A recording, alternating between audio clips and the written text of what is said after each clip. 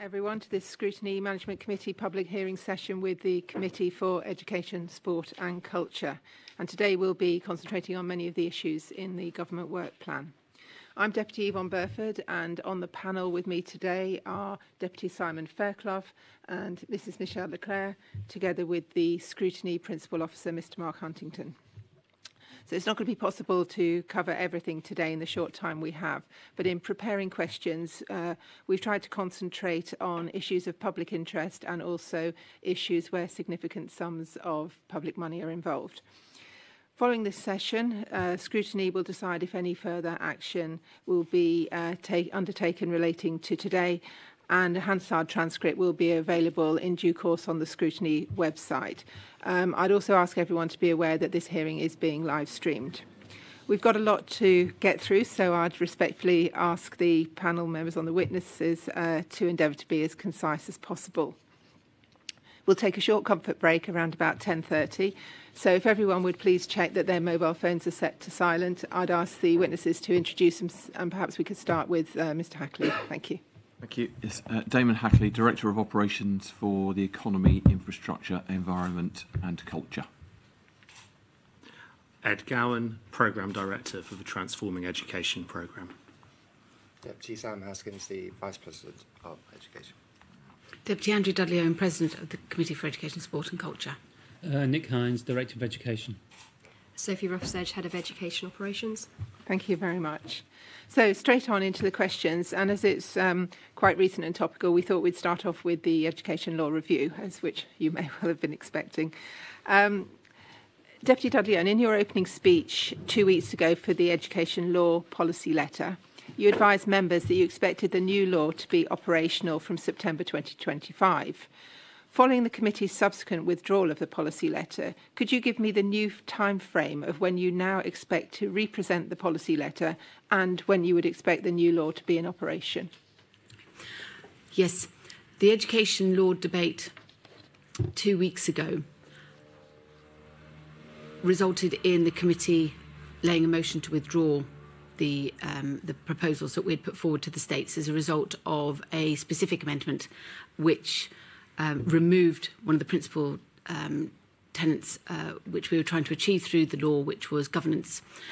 As a result of that, the committee needs to represent the education law, and how it represents that law is yet to be determined, but obviously under discussion, and we are going to be needing to take some sound bites from interested stakeholders around engagement, because that was a principal commentary that was coming from states members about how they had felt obviously a lack of information in coming forward from the committee, which we know is not the case because we have significant evidence of engagement with states members. So we need to review what has happened, take away the commentary that was made during debate, especially in relation to the amendments that were put forward to the then policy letter, and we will be setting up a series of forums with deputies and stakeholders to discuss the areas that we feel were most contentious and received most commentary, and represent a plan to members so that they understand how we're going to take this back to the states before the end of this term.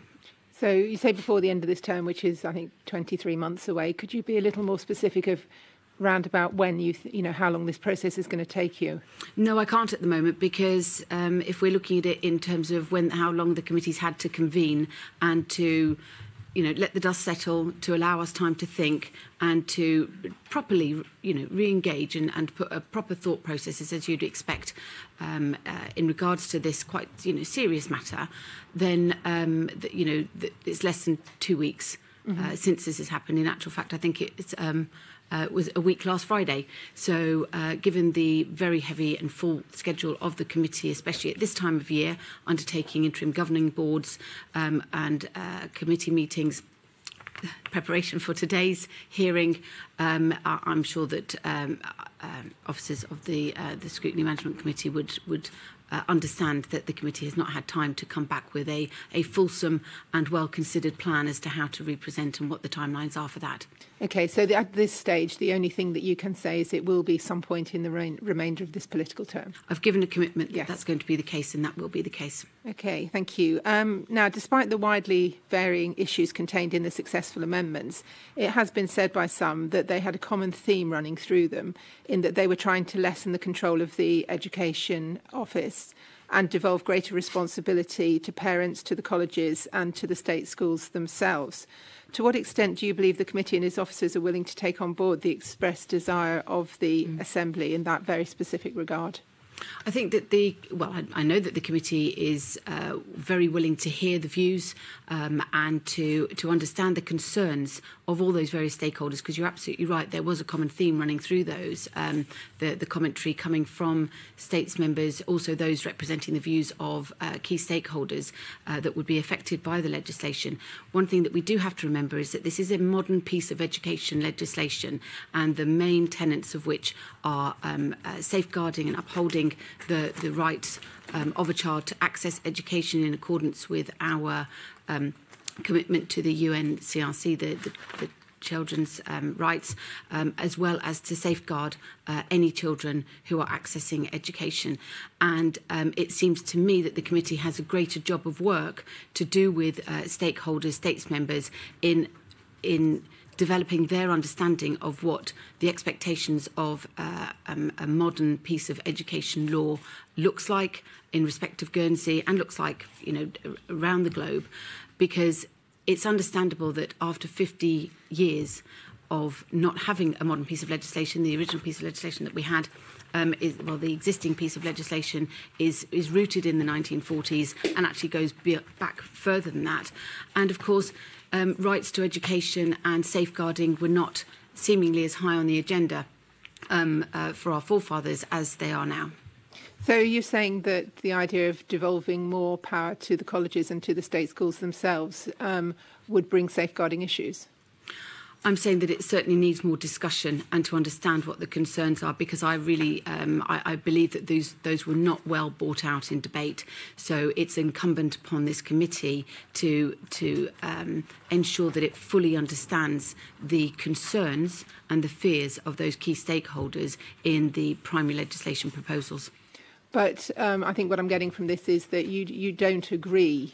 I mean, I know that your committee stood against the amendments. I suppose in some ways that's obvious, but you don't agree with the decisions of the states in terms of those amendments. You think that perhaps they're mistaken and don't understand the full ramifications. I think I made my case quite clearly in debate. Okay, thank you. Now, the policy letter was withdrawn before all of the amendments were debated. So how do you intend to establish which of the remaining amendments would have gained majority support in order to establish the extent that you should perhaps take them into account in any revised policy letter?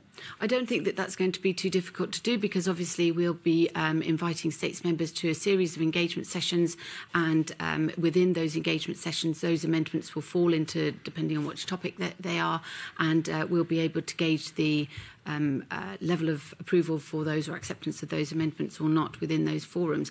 But I must say at this juncture, we have undertaken significant engagement during the time of this committee, because we knew that communication was going to be absolutely key to the success of the policies that we brought forward, and to try and stabilise education in Guernsey and to drive forward the improvements that were needed. And we, as I say, we've undertaken, I'd say about 15 presentations in the course of 2 years, and the level of attendance at those has been woeful, really woeful by states members, and significantly so by some states members who have spoken out about the proposals, who not only haven't attended those presentations, but in addition to that, made no effort to seek out extra information in advance of any of the debates. So you think if some of the people supporting the amendments had come along to your presentation, they perhaps wouldn't have been supporting those amendments because they would have understood the concerns you had better? I do believe that, yes. And it wasn't just about the education law presentation in of itself immediately prior to the debate. This was about a need to understand how the education system in Guernsey works, because it is complex and unique to Guernsey. So understanding how the for example, English education system works is not going to particularly help you in furthering policy and improving education in Guernsey. There's some useful things there, but we need to be cognizant of how our education system has developed over many hundreds of years, and in addition to that, some of the unique natures of it. So, Features of it. If I'm right, what you're essentially saying is you want to use this time leading up to the representation of the policy letter to try and get states members to understand better the committee's point of view, which would point to the fact that your subsequent policy letter that you're going to be presenting may not be very different from the one that we've already seen. I wouldn't like to second guess that or presume that, because of course we haven't started the workshop series, and the committee is very receptive to understanding exactly what the issues are. So I wouldn't like to presuppose the outcome of those sessions and what exactly is going to be represented to the states. Okay, thank you. Moving on then to the secondary education and transforming education project. On announcing the collapse of the relationship with RG Fowler, Deputy Dodion, you said that it's not yet possible to state with any accuracy what the cost implication is, which I think is understandable at that time. The scrutiny hearing with PNR in March this year brought into the public domain the very significant rise in the costs of a number of capital projects, and amongst them was the Transforming Education Programme, which was at that point forecast to cost £128 million, up from the 101 that we were told with in the last hearing with your committee last year.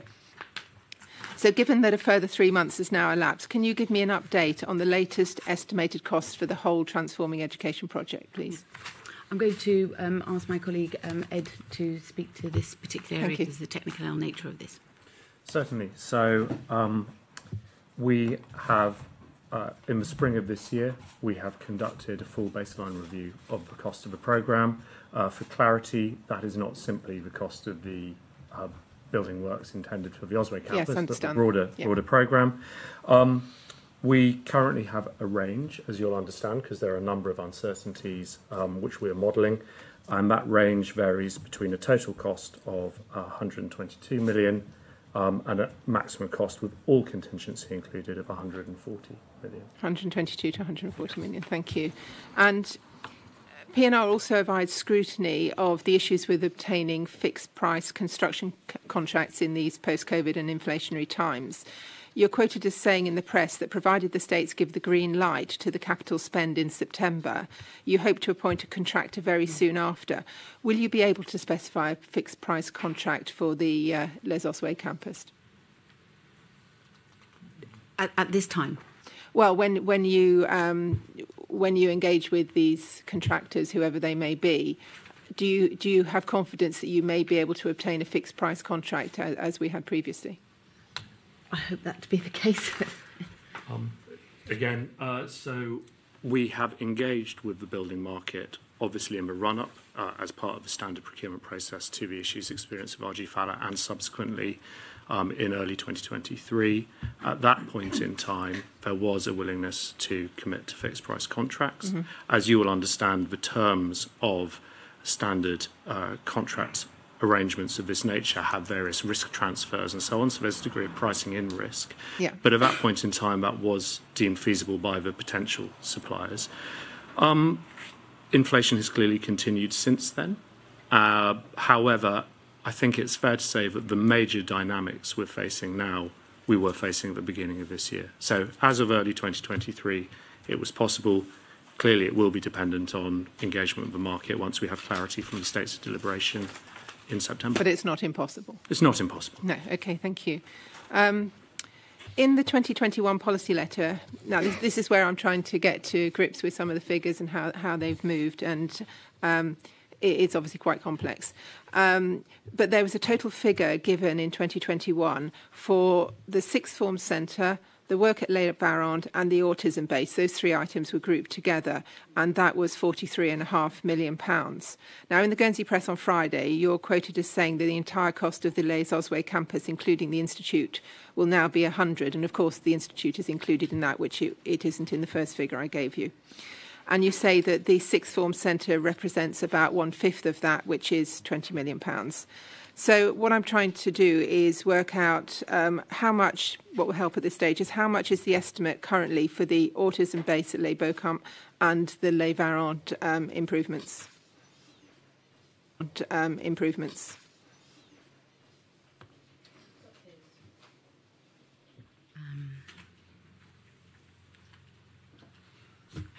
Sorry, I'm just trying to find. Or another way of perhaps putting it is that £43.5 million that you had grouped together for those three items. What's that figure now? I would need to confirm that particular combination Right. after the meeting to the committee. It is fair to say, though, that the cost of the sixth form centre has not materially increased as part of the wider increases we've seen in the costs of construction. Right, okay, thank you. And moving slightly away from the Osway, Deputy Murray mentioned in a hearing with the Scrutiny Committee earlier in the year that the costs of the digital roadmap for primary and secondary had increased substantially. What was the original budgeted figure for the digital roadmap, and again, what is it now? If I may, Deputy. So again, I would need to confirm precise figures following the meeting, which I'd be very happy to do. The current figure, I believe, stands at about 13 million Right. for all IT investment, including the Guernsey Institute. Earlier figures, I believe the ones quoted in policy letter, were sub 10 million. Right, okay. So the difference is twofold. A significant part of the difference comes from the inclusion in the Guernsey Institute into the costs, because that had been admitted from earlier estimates. And the second was the identification through the detailed work of the specific elements of investment required, ranging from network infrastructure through to end user devices. So it wasn't an increase; it was a scope-driven increase, I think is the best way to describe it. Okay, thank you. Yeah.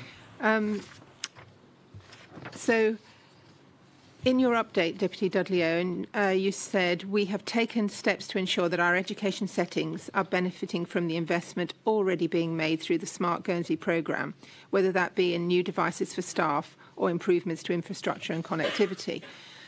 What I'd like to know is, does this technology infrastructure improvement programme involve IT equipment for students to use at home? We are currently liaising still with Policy and Resources. The digital roadmap has been an extremely large piece of work within the Transforming Education programme, as I'm sure that members would realise.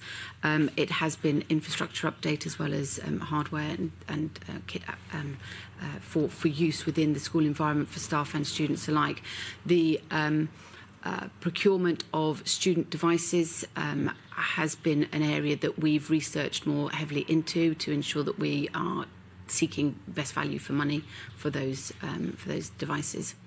But there's no final decision been made on whether students will have their individual devices? Well, the intention is for students to have individual devices. It's a matter of how that happens, whether that is the state's procured or whether there could be some other way of doing it, such as a bring your own device policy for students. Mm-hmm. But obviously, we need to ensure that there's equity. And accessibility, especially for our vulnerable learners, is really very, very key. That there's an equitable access to all of these devices, and subject to challenge from Policy and Resources, we needed to explore greater number of avenues. Okay, because in the case of a bring your own device scheme, then obviously you'll be aware that for some families that's going to be exceedingly difficult. Absolutely. No, we're very much alive to that, but obviously in being challenged by others, then you need to go and do the work. So okay, that's what we're doing. Thank you. And finally, from me on this section, will you be able to provide an accurate and final cost of the project to the Assembly in September to enable the states to make an informed decision on whether to proceed? For the entire Transforming Education programme or for the digital project? Oh, no, sorry. I'm going back to the whole Transforming Education programme. Obviously, there's rolling costs as we go along, and I think that one thing that Ed would be able to speak to is about the constant desire to ensure that what we're doing, it provides best value for money, but still delivers exactly what was required in terms of the integrity and the robustness of the programme. So yes, these are costs that we're looking at all the time. Absolutely. So as a programme, we have a principle of reviewing full costs on a regular basis. As I referred to in one of my earlier answers, we last did that in totality in the spring of this year, post the fallout of the RG Fowler issue, so we could understand that impact on the wider programme costs. The figures from that have fed into the work which Treasury are working on to inform both the July and September debates. So current post-RG Fowler figures will inform the September debate, which I think responds. Yes, as Deputy Dudley Owen referred to, that process was not simply about adding costs because of inflation and uncertainty. That would have been a very detrimental way of viewing a budget review. So through that process, we undertook 3 exercises. One was value engineering, which is looking at how you can deliver physical build without diminishing the quality of the end result, but at lower cost, and that identified about £2.6 million worth of cost avoidance in the Osway campus design. We also undertook a value for money review of all the projects and how they're delivered in terms of staffing mix and so on, and identified up to a potential £3 million worth of cost avoidance there. And finally, we looked long and hard at how best to use the estate at Labour on to make sure we weren't spending money avoidably. And again, that helps identify roughly £1 million of cost avoidance. So all of that is netted into the figures, which will be included in the data from Treasury in September. That's helpful, thank you. And I think, in fact, Deputy Fairclough has some points to pick up on that. Indeed. Thanks, Yvonne, and good morning to you. Yeah, just picking up on that particular aspect, and you mentioned value engineering. Have the plans for the campus been scaled back, and if so, to what extent, to make them more affordable? And if so, and you've suggested that they have through value engineering, I think 2.6 million you said, what specifically were we getting that we will no longer be having? If I may answer.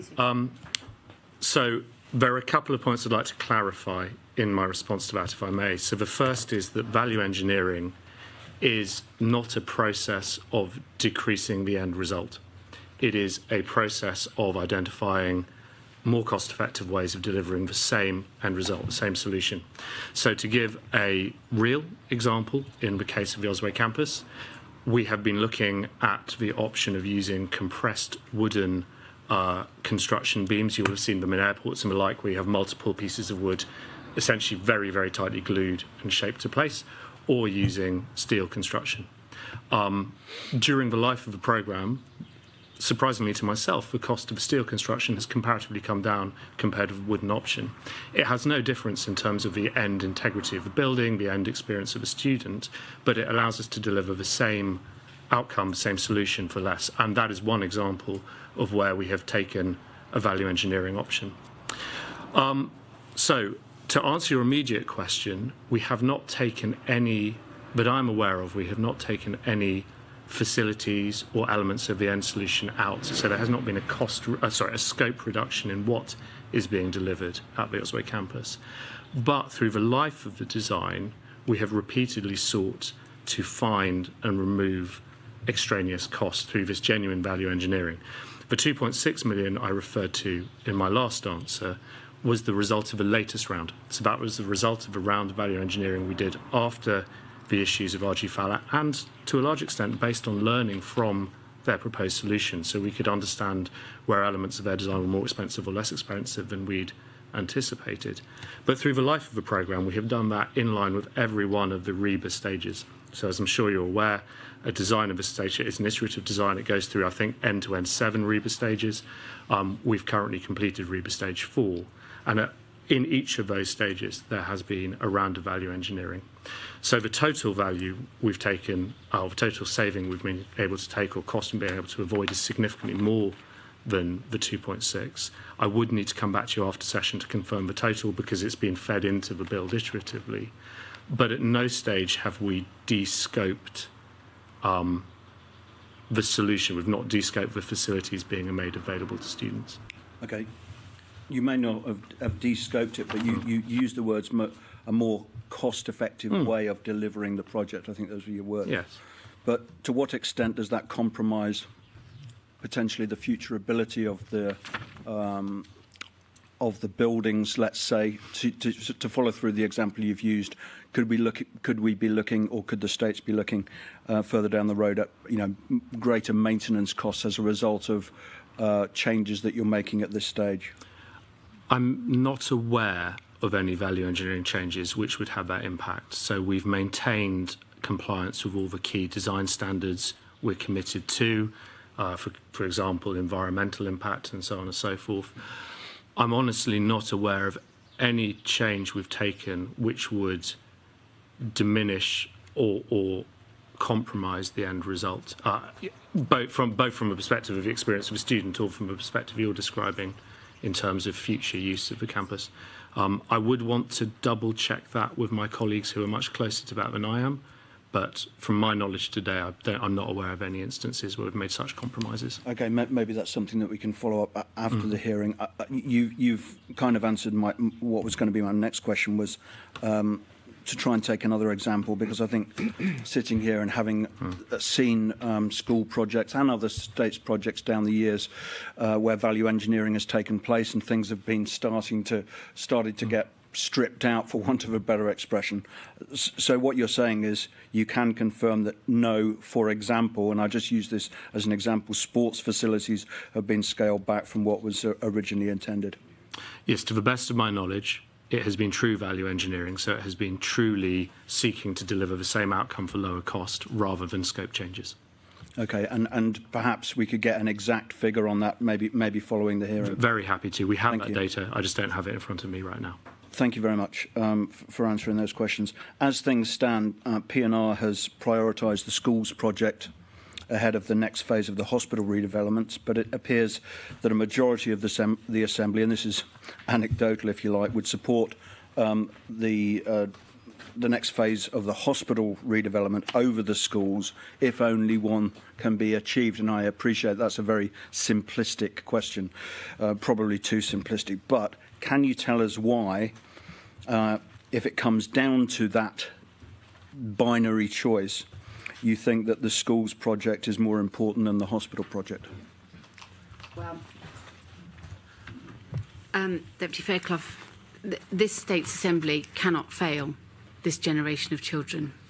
And the strategy is in place, and now we must follow through for all our students. We've got to stop the politics and we've got to get on with the vision. It's nearly 2 years, well, it is 2 years since we presented the policy letter for the reorganisation of secondary and post-16. That went over the summer. We had considerable conversation and debate looking at very many permutations of different types of model that could be introduced in Guernsey. The states approved the model that the committee put forward, and as soon as that approval happened, as you would expect for any major project, the committee got on with its work.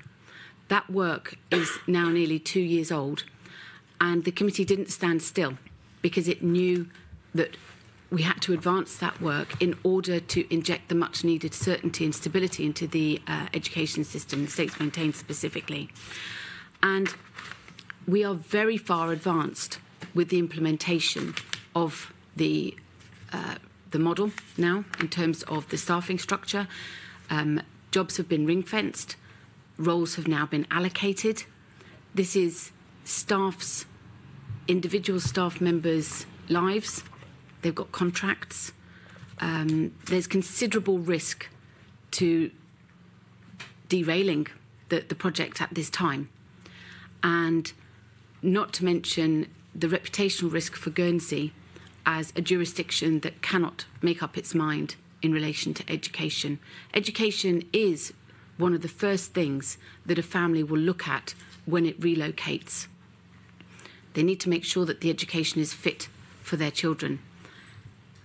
And if we cannot commit and ensure that we've got that certainty, we become a less attractive jurisdiction for people to move to, for local families to stay in, because they're unsure of what the offering is going to be. Certainly in terms of attractiveness for staff, because we're not able to provide that certainty for them, they're not able to bed down their roots, that also makes us less attractive.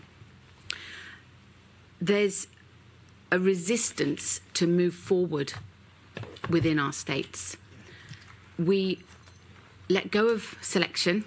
It was our possible Brexit moment. It was a very fine line.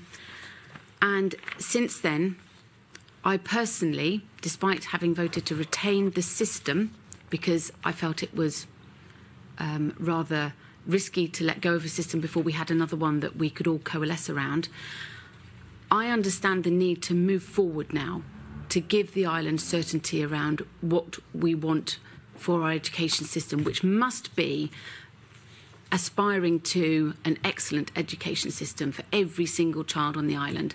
And at the moment, we're constantly pulling at that aspiration, and we can only achieve holding people back and holding our young people back from the potential that they should be aspiring to achieve.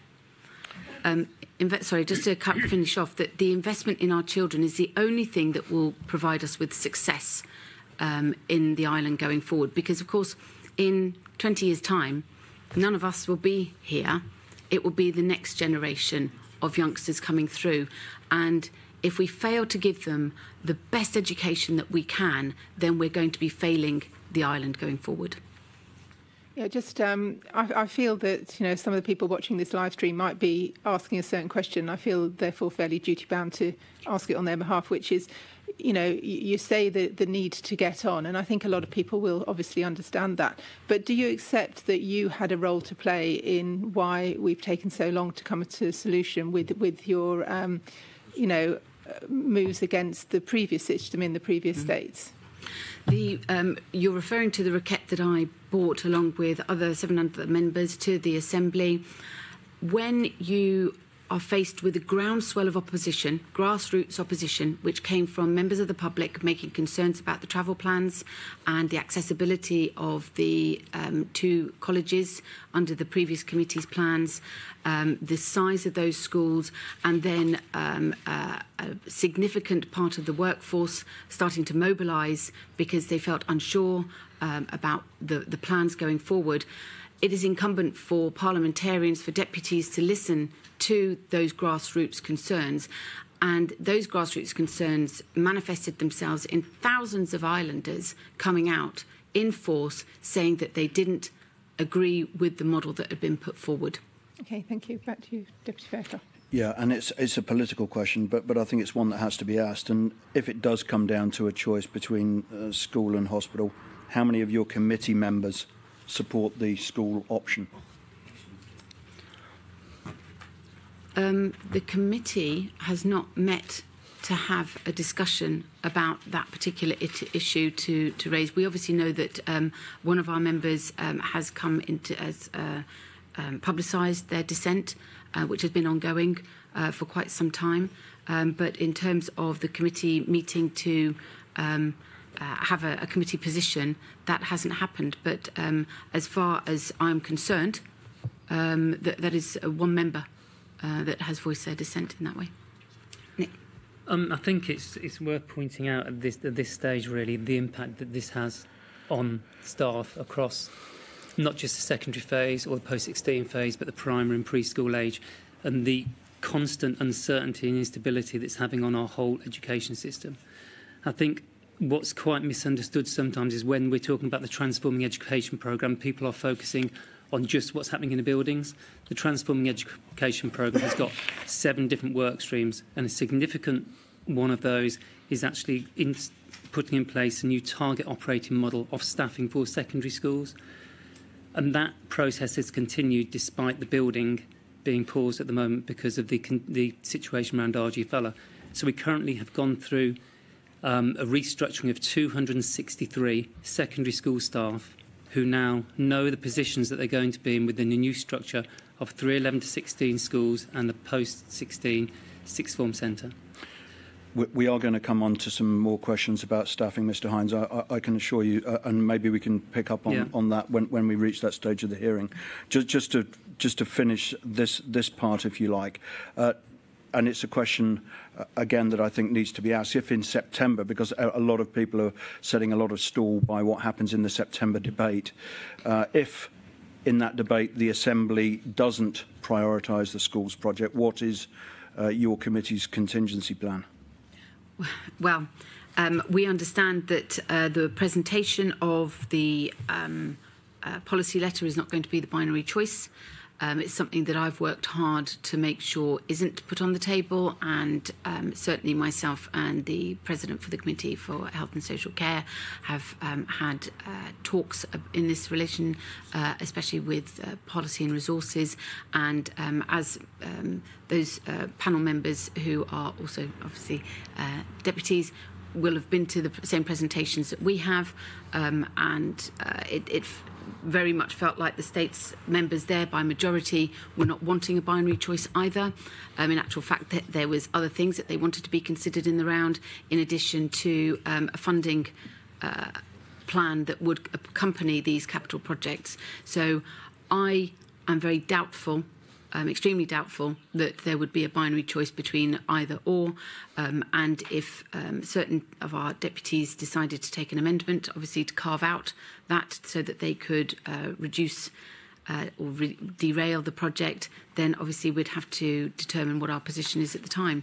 But it must be also understood that this Transforming Education project delivers significant revenue savings year on year.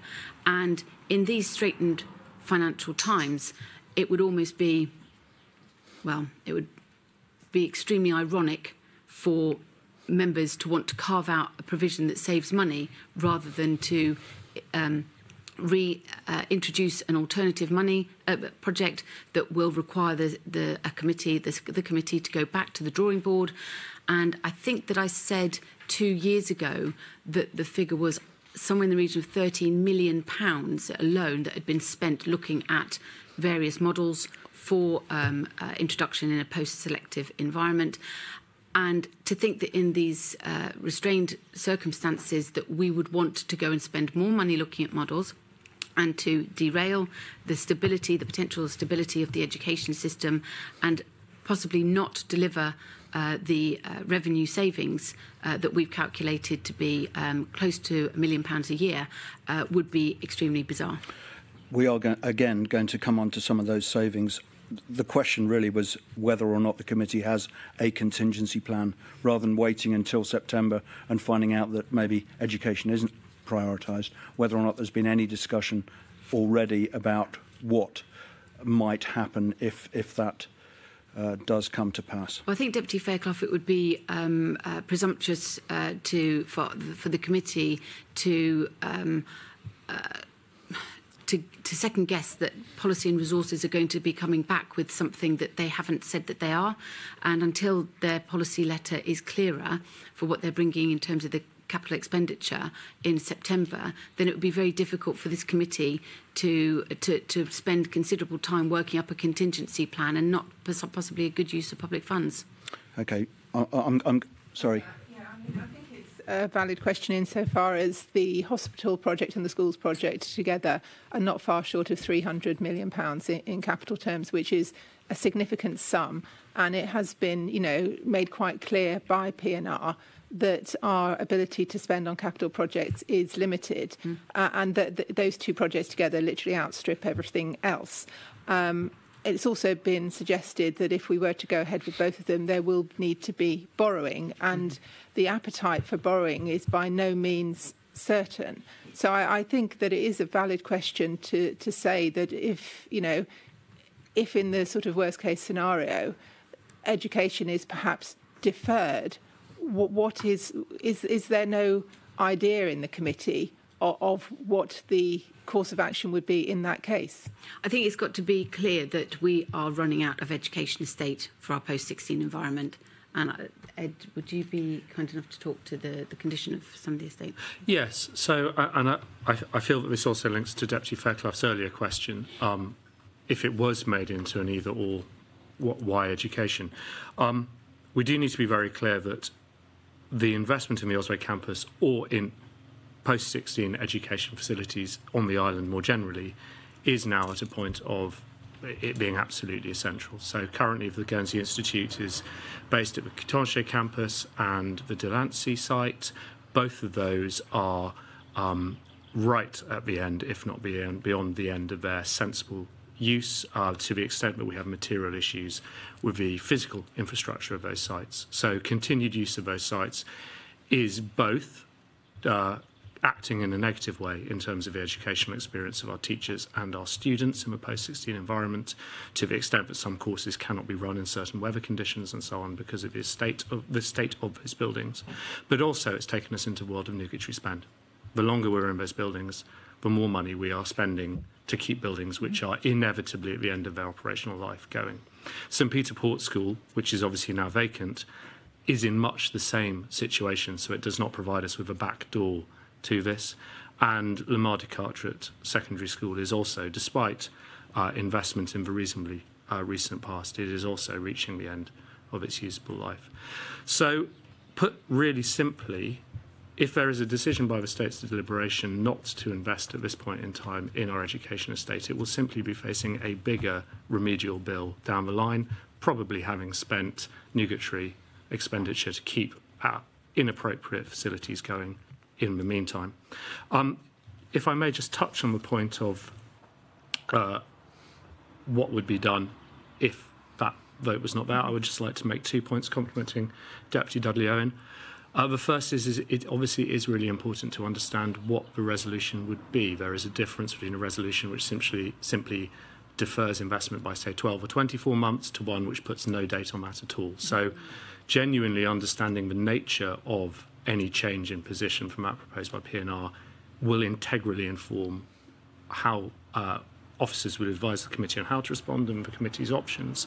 It is also worth saying that, of course, as officers, we are having those conversations, but until we have that clarity, one can only hypothesise and one can only scenario plan. There cannot be a single backup plan, and I must say I doubt that any backup plan available to us could address the point I've just made. I genuinely believe we're at a point now where if we do not make investment in the short term in our physical estate for education, we will be spending more and we will be wasting money maintaining buildings beyond the end of their life. Okay, thank you very much.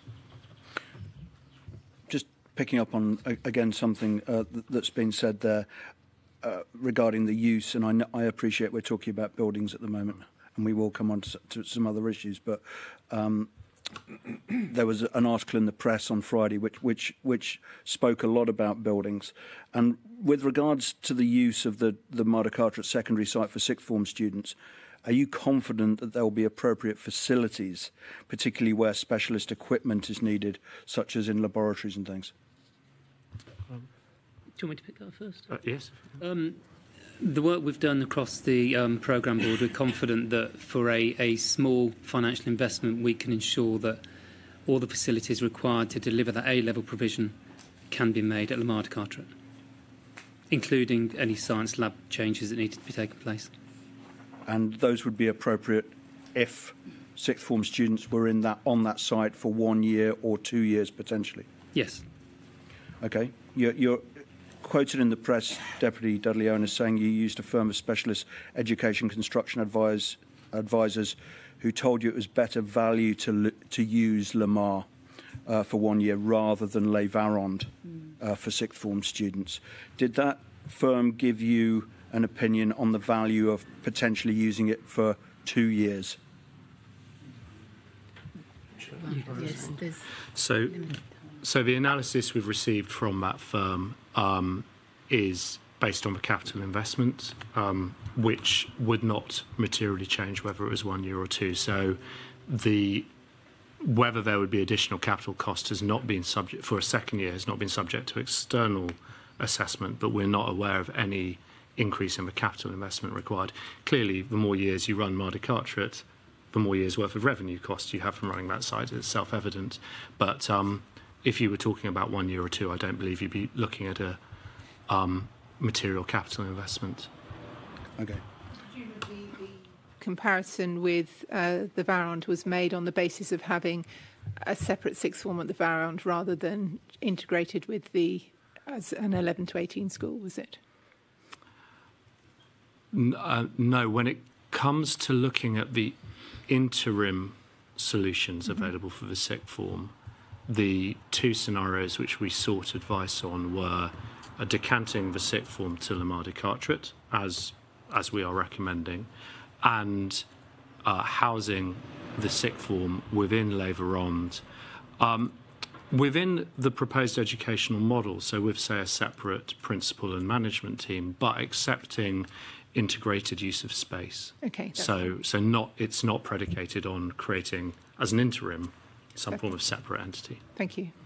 If I may, Deputy Fairclough, what I would highlight also is that the external consultants that we mentioned earlier did mention that the Mardi Carteret was not fit for purpose for medium or long term. And medium term being what, 3 to 5 years? I'd suggest, yeah. Something of that order, okay.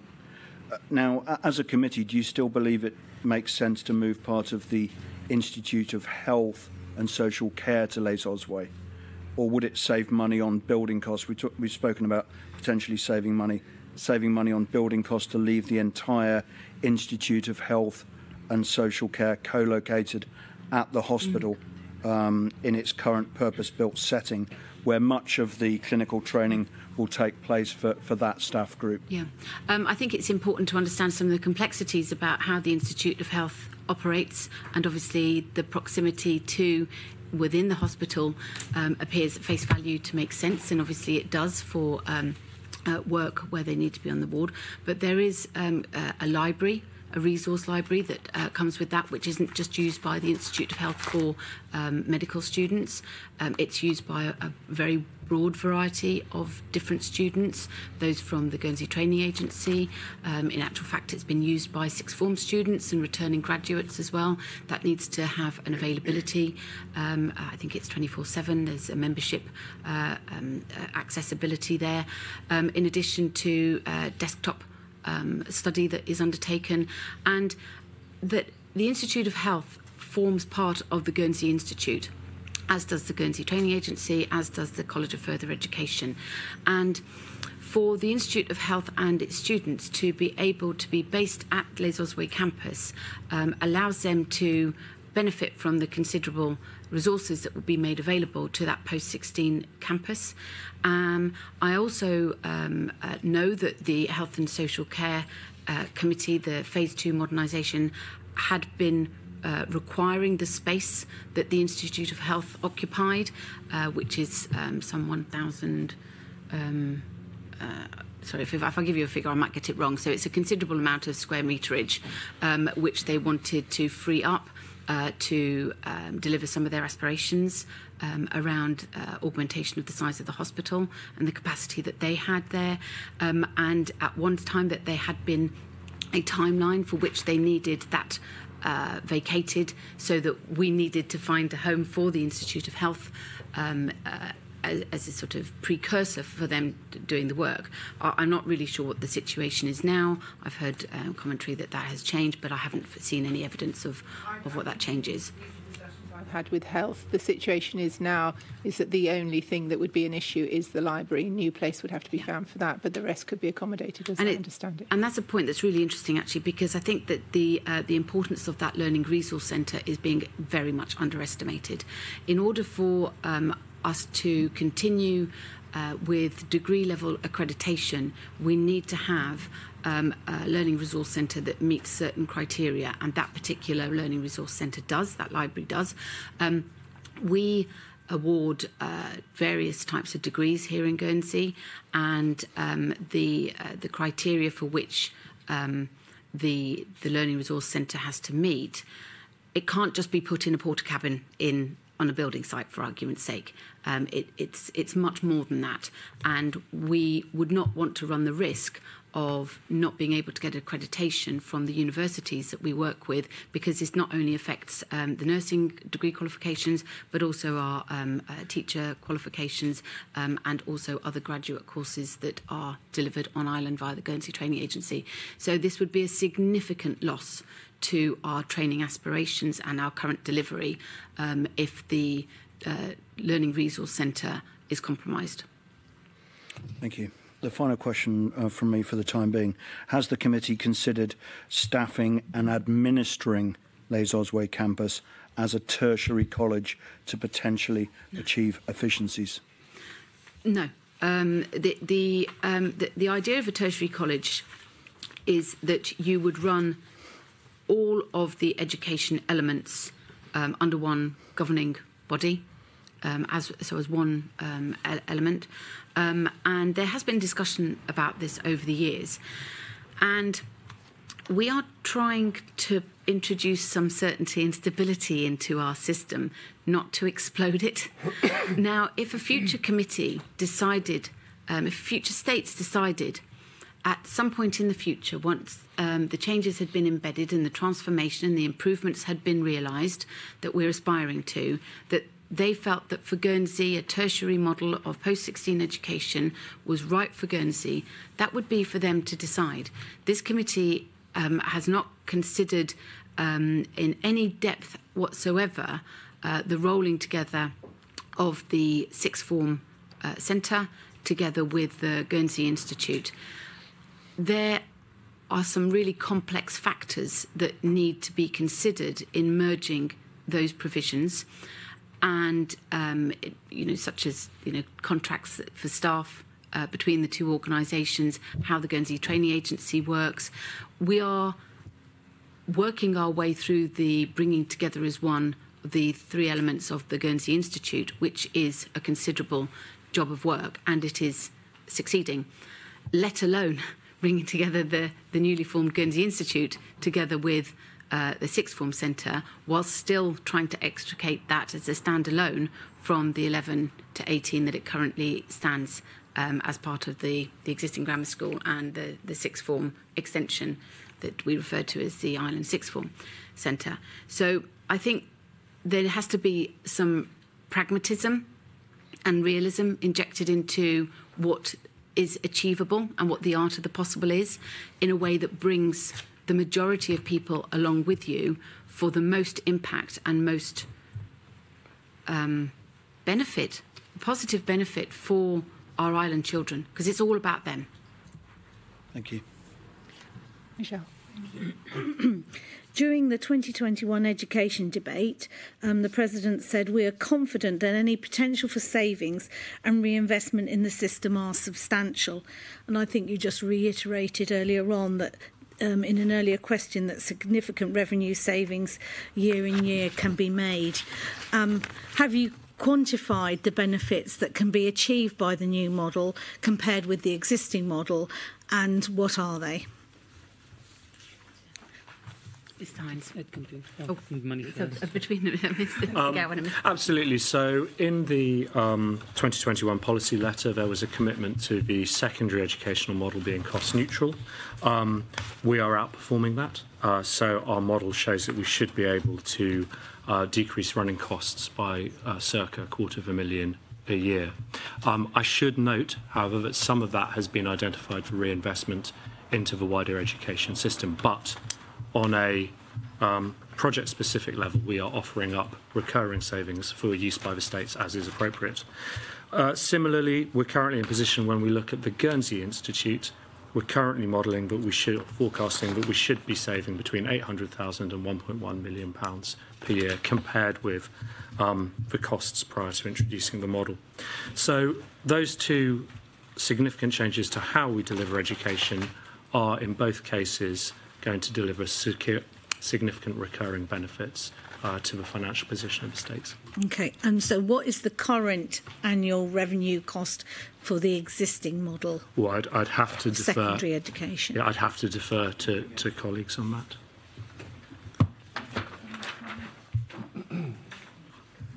Can we, after the meeting, come back to us? Yeah, please? Thank you. And just another supplementary on that. With the school rolls forecast to fall by about 20% over the next 25 years, do you think that the 4-building model is the most economically efficient in terms of staffing and maintenance? In terms of staffing, I'd need to defer to the colleagues on my left because they're the educationalists. In terms of whether we will have an efficient estate with the forecast populations, yes. And I think that having a single sixth form, which is taking students from all the 11 to 16 entities, will help safeguard the coherence and the efficiency of running that sixth form provision with fluctuations in demand. But I'm not the specialist on educational staffing, my colleagues are. So the question you're asking is whether it's the most efficient model when compared because to we've got a falling register of pupils that will be attending over the next 25 years. So we're confident that the model we've done so far across each of the constituent parts of the secondary school partnership will, as we've said, deliver those savings across that staffing structure. We'd have to review as time went on according to each of those different years when that may shift. But we are confident that the model we've put in place, as directed by the states, is the most efficient with regards to staffing. Okay. And that's in terms of the number of schools. So you can have 3 11 to 16 schools. There's no real difference between that and having, say, 2 11 to 16 schools. There is in terms of Well, there would be, yeah. Yeah. But as school rolls fall in the future, that's a possible area for savings while keeping the numbers lower. Possibly, but we're not modelling those at the moment because that's not what we've been directed to look at. Okay, I'll move on now to the Ofsted inspections. migration. Yes, happy to do that, yes. Sorry, sorry, apologise. I was just thinking about the additional factors, Deputy Burford, in relation to school numbers, is that actually we've got a bold coming through at the moment of our students, which I think is set to complete in 2030. And there we stabilise for roughly equal 11 to 16 schools. And thereafter, obviously, we've got to be cognizant of the fact that the States has agreed a net migration of 300 per year. And therefore, we'd anticipate that there'd be some consistency in terms of the amount of children in our system for quite some years ahead.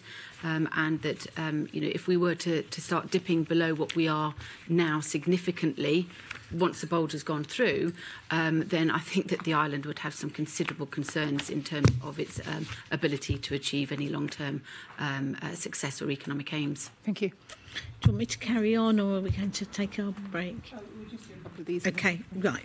So we're moving on now to Ofsted inspections. So a year ago, Ofsted reported that the quality of education at St Sampson's High School is not good enough. When will pupils and their parents, guardians have confidence that the young people attending St Sampson's High School will start receiving at least a good enough education? I know I need to declare an interest here. I'm on the Bobany Schools Committee, and I know there is good work, but we would like to hear it, what progress is being made. And I will declare the similar interest in that you and I sit on that same Schools Committee. Before I hand over to our Director of Education, the school obviously received an Ofsted inspection report this time last year, which was below what we'd have wanted. And it was in line with our expectations. And we have known for many years, actually, preceding this committee, that the school was requiring extra assistance, and work had been put in place and strenuous efforts had been made to put the structures in place to support that school. Now, we're pleased that there has been a monitoring visit from Ofsted very recently. Hand over to so I mean, obviously, as part of the contract we've got with Ofsted, all of our schools will be inspected over the 4-year period. In addition to that contract we have with Ofsted, where a school receives an inadequate judgment, we will instigate a monitoring inspection visit, and that monitoring inspection visit will take place within a window that we've agreed with Ofsted that is aligned with what happens in England. There was a monitoring inspection visit in St Sampson's just last week, and we're hopeful that we'll get that report back from Ofsted before the end of term, which I'm hopeful that that will give the community and children and young people confidence that the school is making good progress against the areas for development that were identified. So have you had feedback on that? We have had feedback, but I'm not Yes, able to share that. No, which leads to your hopes that... Yes. Yes, okay, thank you very much. Okay. Yep, and you said it's a 4-year programme. Do you know, can you give us a date when all those reviews are likely to be completed? So all the schools... Oh, sorry. No, you can. So all of our schools and settings will undergo external inspection through Ofsted in the 4-year period that we've got the contract. We had to move the contract back forward slightly because of COVID, and we had to pause the start of the contract because they weren't able to inspect at that time. So over that 4-year period, all of our schools and settings will have at least one full inspection. As I said, when schools may receive a judgment which is inadequate, we'll also follow that up with the monitoring inspection visit, which will specifically look at the areas of development that Ofsted found were inadequate at that time, and the report will then say what progress the school was making. I think it's important to note as well that it would be our intention that following monitoring inspection visits, if good progress is being made, we would seek to do another full inspection of those schools over a period of time before the end of the contract to give the community and children and young people further reassurance that that school and any school is now good. Okay.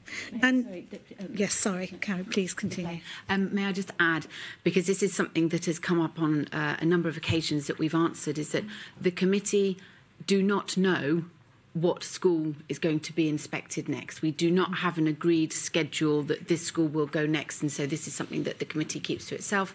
We do not know at all, and neither do our schools that remain to be inspected. Yeah. In view of, there's been quite a few negative comments, particularly in the UK, around Ofsted.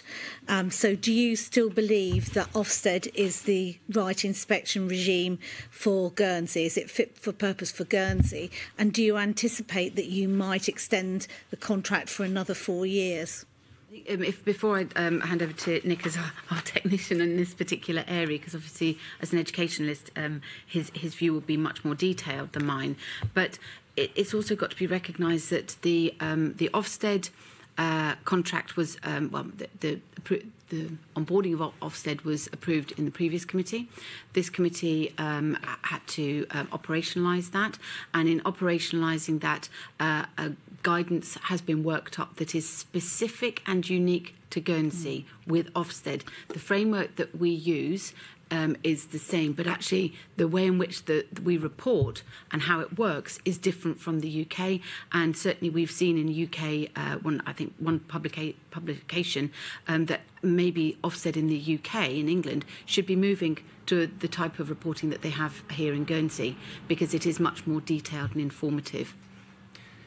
Thank you. I think it's important to recognise that we have an external inspection framework because we're charged to do that within our current education law.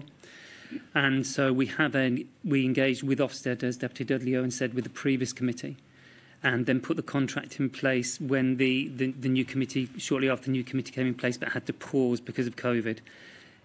The negotiations that took place up until that time with Ofsted were about creating a framework which was fit for purpose for the bailiwick. And there are some quite significant changes within our framework when you compare it with the framework in England, which may have caused some of the challenges that England teachers are now facing. So, for example, we don't have a single judgment, which is one of the things that teachers in England are calling for. We have 5 judgments across the different areas and not one overarching one. We also do not have categories of special measures necessarily, but we recognise that any school with an inadequate judgment would get that additional focus support we put through our internal systems. One of the key things to say as well is that the Ofsted, as a result of the difficulties that have taken place, are now reviewing what they're doing and how they're doing it. And one of the main teacher unions, ASCL, have actually referenced nationally the framework we're using in Guernsey as a way forward that Ofsted might like to look at applying the framework in England, because it reduces the levels of stress that head teachers may feel as a result of inspection in England. What we find in Guernsey is, yes, there's also a high level of scrutiny that head teachers may feel as they're awaiting a call from Ofsted. However, in the majority of cases, what we've found from our head teachers and teachers who have fed back is that on the whole, it's been a really positive experience identifying where they're doing well and where they can improve. So external inspection and scrutiny is never necessarily something somebody welcomes, but our schools actually are flipping that and saying it's some of the best CPD they've had as a result of some of the Ofsted, recognising even though we've had some quite challenging inspections. Okay. Yes, Deputy Haskins. Thank you, if I may. Michelle, I'd also highlight that even in England, I think it's 85% of heads strongly agree or agree that the benefits of their inspection outweigh any negative aspects. And 93% said it would help improve provision further. So I just think it's important to note that the schools think it's important, we think it's important that we know the current status of our schools so that we can focus resources, staffing, support to those schools that need it most. Yeah. And do you get much feedback from parents on the Ofsted reviews? Well, the negative ones, understandably, we had considerable feedback from St Sampson's Ofsted. I think it was a bit of a it was a school that we'd been aware of, as I say, and it wasn't a surprise. But when I say considerable, it wasn't hundreds at all. It was I think I had less than 20, but each one of those had to be recognised and acknowledged and responded to in a sensitive way. It's very important that we support our school community, and it's a plea that I have made to Guernsey as a whole that we need to support our state's maintained education system. It's so important, and especially any schools, because it's not it takes the whole community to raise a child. It's not just incumbent on the government or the school itself. Okay, thank you. I think that's a suitable point to take a break. Perhaps if we could come back in 5 minutes' time, just after 11. Thank you.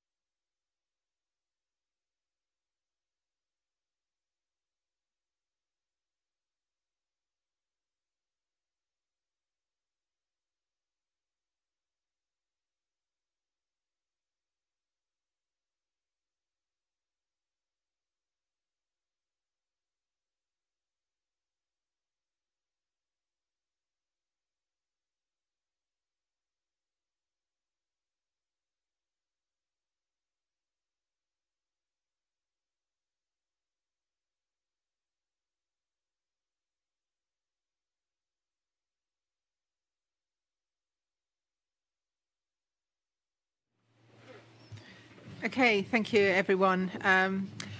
I'd just like to start by following up very briefly on the Ofsted question. You said that you weren't surprised. You weren't surprised by the outcome, so you had obviously been aware of it in advance before the Ofsted report on St Sampson's. But once you had the report, you've put some additional resources in. Can you put a figure on those additional resources in terms of cost? I think if I could just rewind back a little bit, because it sounds like we didn't do anything until the inspection, which isn't the case. We have an internal support challenge monitoring system across all of our schools, and then we categorise our schools into 3 different categories, which is either universal support, enhanced support or focused support. So prior to the inspection that took place in St Sampson's, the school were already under focused support and already receiving additional support from officers working with them regularly around some of the areas that we knew needed to be developed. Okay. Since that time, we have had officers working in the school for longer periods of time, and we've also looked at how we can use the secondary school partnership and the strength of the secondary school partnership to learn and support each other across that partnership. So there isn't any significant additional financial resource that I can put my finger on without creating a list of the additional support and challenge that we've put in place since that. But it's fair to say there hasn't necessarily been flooded with thousands and thousands of pounds with additional posts that have gone in. Okay, if that's thank the you. question. Right. I'd like to move on to the Guernsey Young People's Survey. Oh, sorry, Michelle, did you?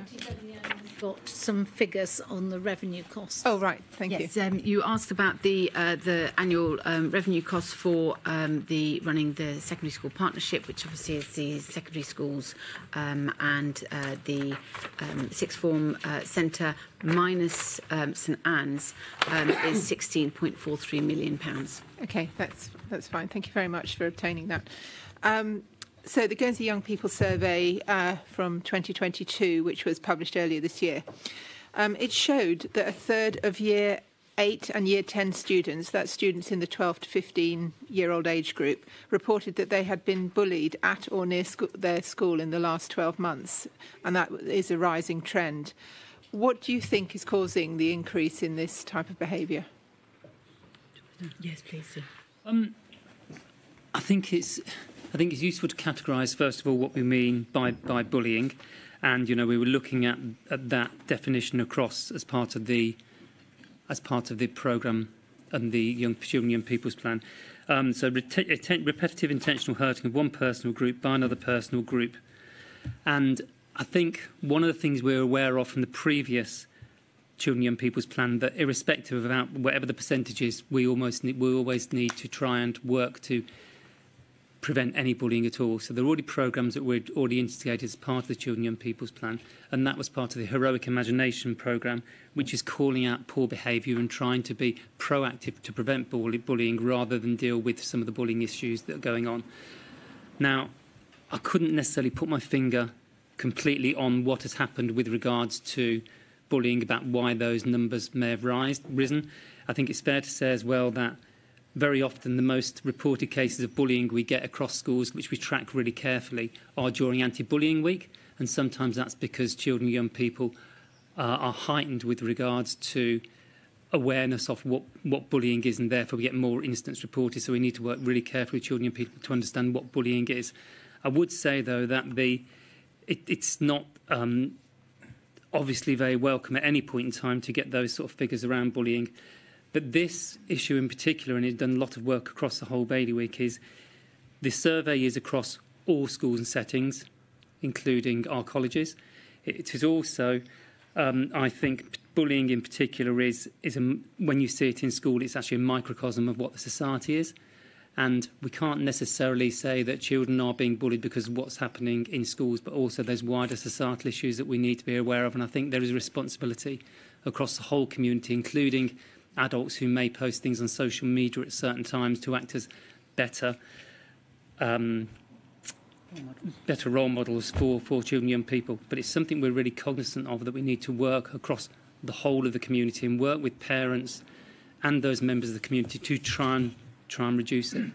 So are you also saying that in terms of the numbers, some children may perceive something to be bullying which you might not consider meets the threshold of what you consider as bullying?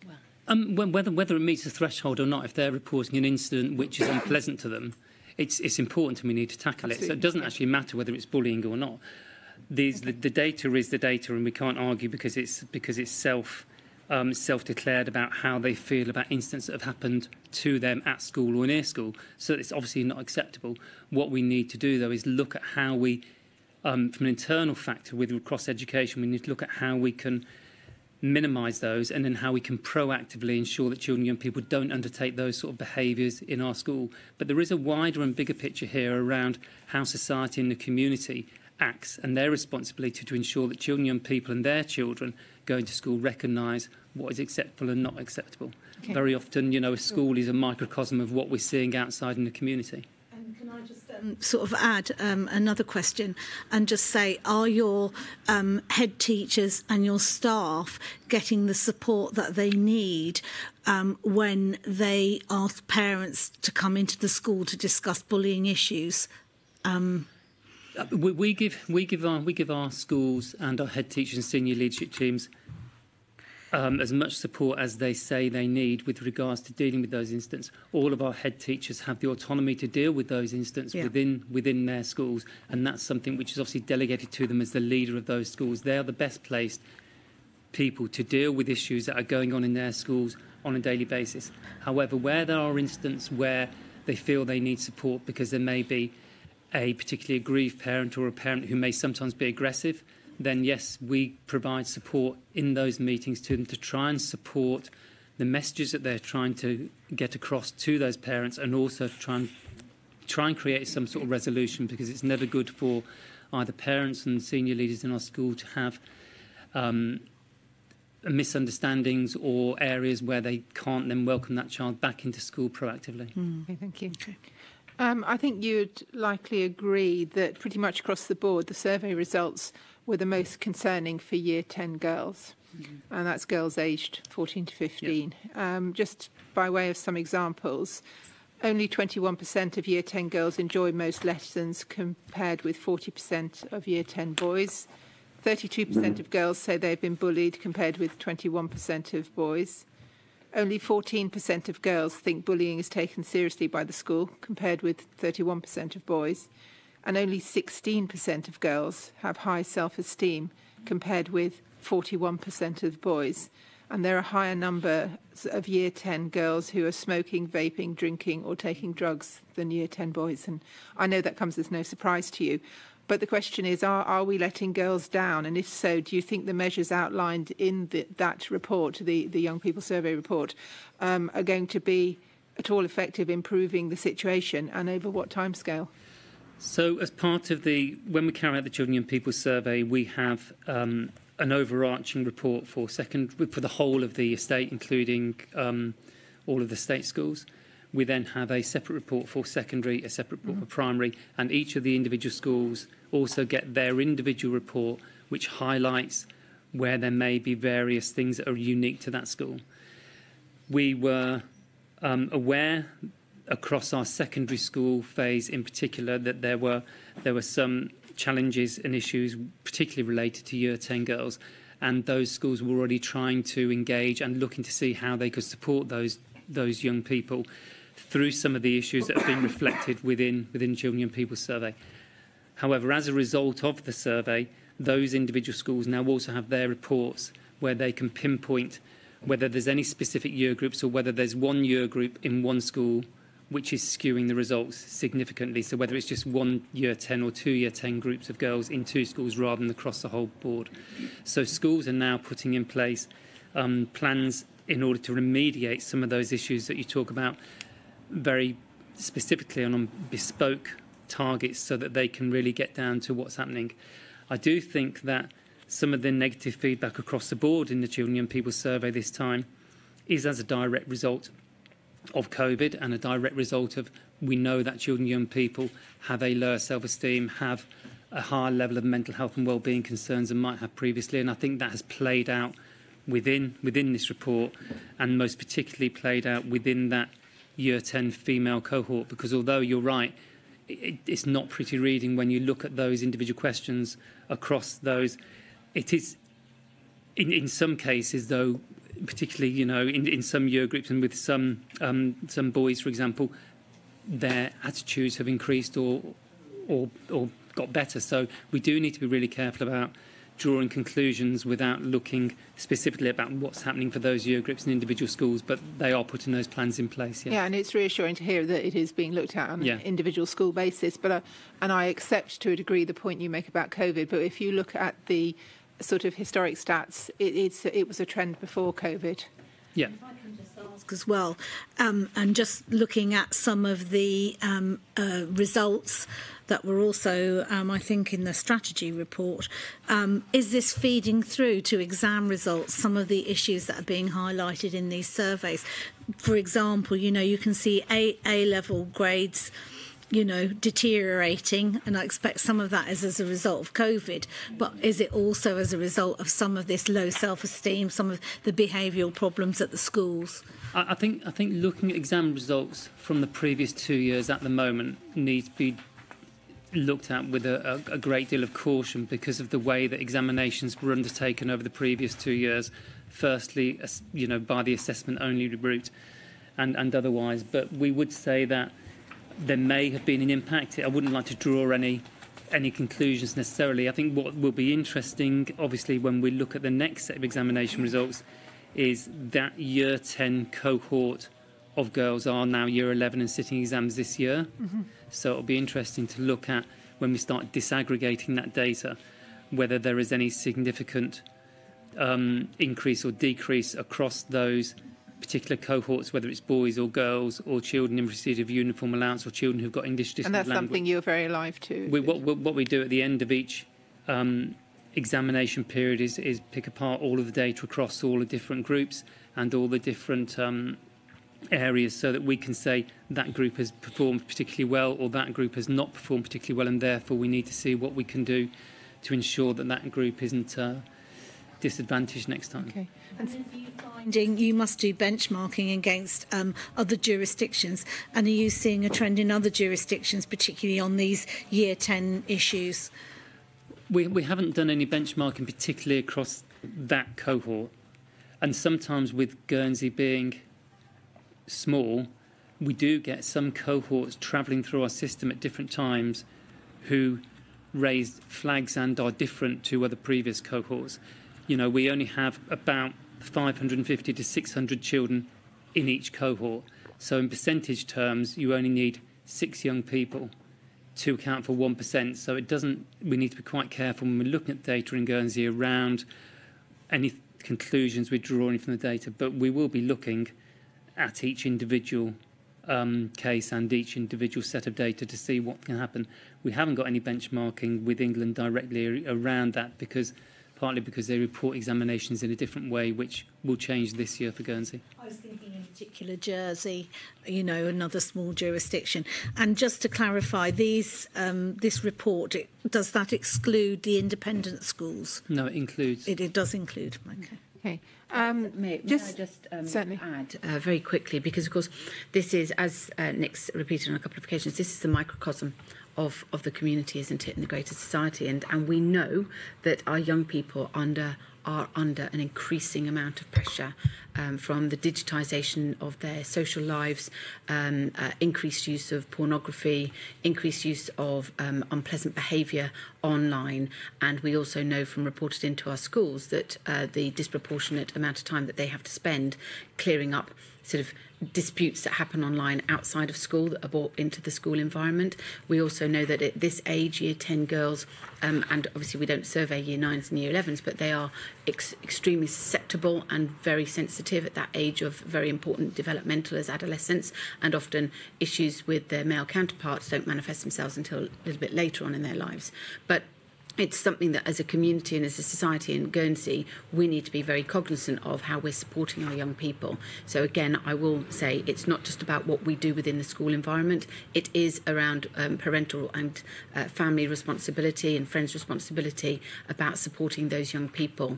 And in addition to the overuse, misuse and abuse of devices. Okay, thank you.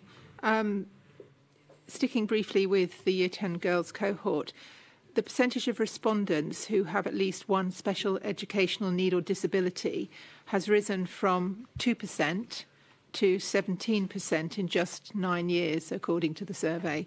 I mean, that's an increase of 750%, if my maths are right. What do you think the reason for that astoundingly dramatic increase is? I think it's... we need to remember that these are self-declared. So these are children and young people who are declaring themselves that they have a special educational need.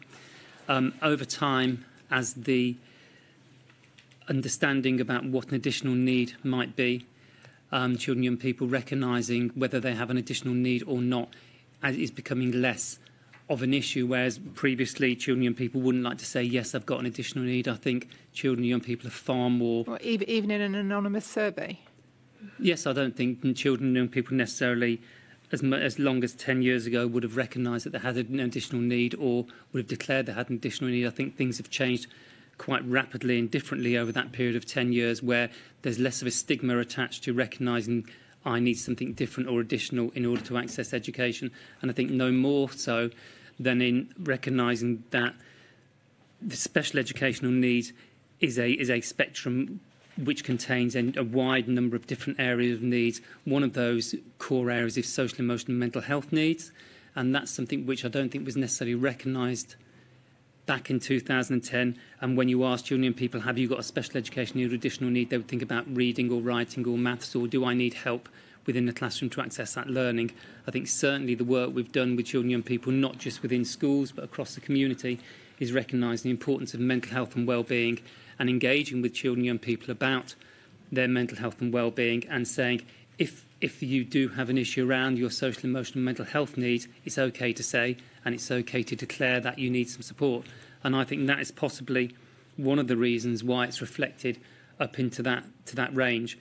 What I would say is, looking at the data we've pulled off across special educational needs as recently as May, our overall data across secondaries is showing that 17.6 of our secondary cohort now have an identified special educational needs from a services perspective, not a self-declared perspective, and 20% of our primary cohort have special educational needs.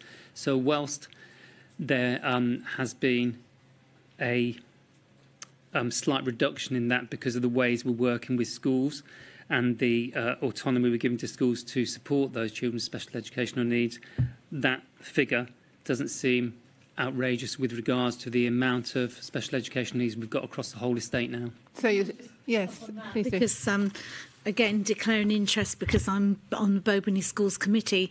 So with Le Maurier, we know that pre-COVID there were about 88 pupils at school, and we know September they're looking at approximately 125 pupils at Le Maurier, with no plans, I believe, for expansion of the school. So how are we expected to accommodate these additional pupils, particularly in Le Maurier's school with those special educational needs? The school was built for the number who are going to be welcomed into the school. There is room for that number of young people within that school, and so to say to children, young people, and their parents that there's not room for them to be appropriately accessing learning wouldn't be correct. When the school had a low number of children and young people with special education needs, there was additional space in the school. It's also worth raising that the school has also undertaken to allow those children and young people who require support between the age of 16 to 19, rather than transfer on to the College of Further Education and Access groups, those young people with high level of complex needs, speech, language, communication difficulties, and those who may need a higher level of care are now also included within that group at Le Maurier, who weren't included in there when we were counting those 88. So in that time period, we do constantly need to look at the estate and look at ensuring that the head teacher at both Le Maurier and La Rondan have the necessary space they need to accommodate and support those children and young people. But we also need to make sure they've got those appropriate resources in order to meet the level of need. And that's what we work on an annual basis with the school, because whilst you may be welcoming a cohort of young people in. A cohort of young people will also be leaving at the other end. So the numbers have gone up twofold because of identifying and keeping those young people at an older age group there, but also that there has just been a higher level of young people coming in at year 7 that is scheduled to drop down in the next few years as well. So we would see a reduction in the Murray A moving forward. Okay, do you want to carry on? Yes, yeah. So just picking up on sort of low self-esteem, young people, their mental health. The Guernsey Youth States voted 16-0 with one abstention that every child and young person should have the option to speak to a trained professional regarding their mental health should they need it. Do you agree? And if so, how would you facilitate this? Perhaps Deputy Haskins might like to give us some thoughts on that. We've got some details. We've got details in place. We've got professionals in place, haven't we? Well, yeah. Sorry, just conferring with my colleagues. 16-0, I think that's quite an impressive it is. turnout, isn't it? Yeah. So would I agree? Yes. And do I think that this is already in place in our schools? Yes. So I'm not quite sure what else you would like comment on. Yeah, I think it is perhaps working with colleagues from HSC. Perhaps Deputy Dudley Owen, you'd like to... Yeah, I think it's about that partnership and that working partnership, isn't it, with HSC, but also being cognizant of the emotional learning support assistance and mental health learning support assistance that we've invested in our schools, so that there is a greater level of pastoral support than there ever has been in the school, and a greater awareness that unless a child is in the right place to learn, once they come into the school building, learning actually has to come second, being in the right emotional state. And it's certainly something that this committee has been cognizant of, especially using the COVID recovery monies, in investing in certain areas in that way. The close working together with HSC is something that we wanted to achieve via our education law policy letter, the proposals, and unfortunately with the motion to withdraw that, despite, we will continue with our efforts to work with the committee as we do, but what we cannot be reliant on into the future to ensure that all of our young people have the right access to the support that they need is just good working relationships between colleagues who get on. There has to be proper systems in place with proper funding attached to it to ensure that the policies and the processes have a greater longevity than just the goodwill of the people currently working in the service, because that you create single points of failure then, and that is not acceptable when you're delivering really important services. I think that Nick would be able to speak to some of the technical detail behind what we're providing. I do welcome the question, because this is an area which we've significantly increased our resources, recognising some of the mental health and wellbeing issues that are facing our young people. So irrespective of, say, the survey, it's things that we've been working on over a period of time. So we now have mental health and wellbeing coordinators in all of our secondary schools who are going through a qualification in conjunction and in partnership with the Youth Commission. We've got emotional literacy support assistants in all of our schools, and that was something we increased as part of our COVID recovery funding. We've got MELSAs, mediating learning support assistants, in all of our schools who are supporting any areas around the heroic imagination and bullying as well. We've also got additional LSAs across all of our primary schools. We uplifted by 22 full-time equivalent across all primary schools as part of the additional funding that we were given through the states following COVID recovery, recognising that some young people needed additional support and needed that time to speak to those trained professionals. Now, I was at the Youth Forum last Saturday, and some of these were shared with me. And I think it's really important, and I don't mean to keep trying to push the buck, but I think mental health and wellbeing of all of our children and people is a responsibility of all committee areas and across our whole community. So we are working closely with HSC as part of the post-NASM review to look at how we can formally or informally integrate some of those services across children's services and HSC and education to ensure that we're meeting the needs of those young people and being as efficient and effective as we can. And that means working with those services such as CAMS more closely, and also making sure that any support that they're putting in place across HSC is tailored and included in a single plan for those young people. And is that at officer level, Nick, or is that at political level, or both? Well, it's both, because obviously the committee are aware of the money that we bid for through COVID recovery and signed off, and hold us to account on a termly basis around the impact that COVID recovery funding is having, particularly around mental health and wellbeing. And we're also making sure that our mental health and wellbeing plan that we're putting in place, we're taking to the Youth Forum to look at and say, is this something that meets your needs? And then that will be seen alongside the broader States of Guernsey mental health and wellbeing strategy that's being led through public health. And so that has to be tailored across. So the issues that are being recognised across the whole island strategy are being played out within our own policy. Can I just ask one very quick sort of final question on this area, if I may, and it comes back to Deputy Haskins' answer. So could we be clear, sitting here today, across all settings within education, does every child and young person have access to a trained professional regarding their mental health, someone they can go to who isn't their teacher, who isn't their parent or carer? Not across... OK, so it depends what you classify as a trained professional. We have emotional literacy support assistants across all of our primary schools and secondary schools. So yes, and they are trained professionals, but they're not trained professional in the fact that you may say there is an accredited medical award. However, there is an accreditation that goes part of that, which means that those professionals, those learning support assistants who have been trained within that programme are available to speak to those young people. Yes, there is a higher level of support across our secondary schools through the mental health and wellbeing coordinators and practitioners who are doing the equivalent of an MA in order to support that higher level of need in our secondary schools, who would then work very closely with the Youth Commission colleagues and CAMS to make sure that that higher level of need is met. So yes, across all of our schools there is opportunity to speak to somebody if you have a mental health or wellbeing issue or difficulty that you want to raise. The level of how it might be dealt with is different across our primary and secondary phase.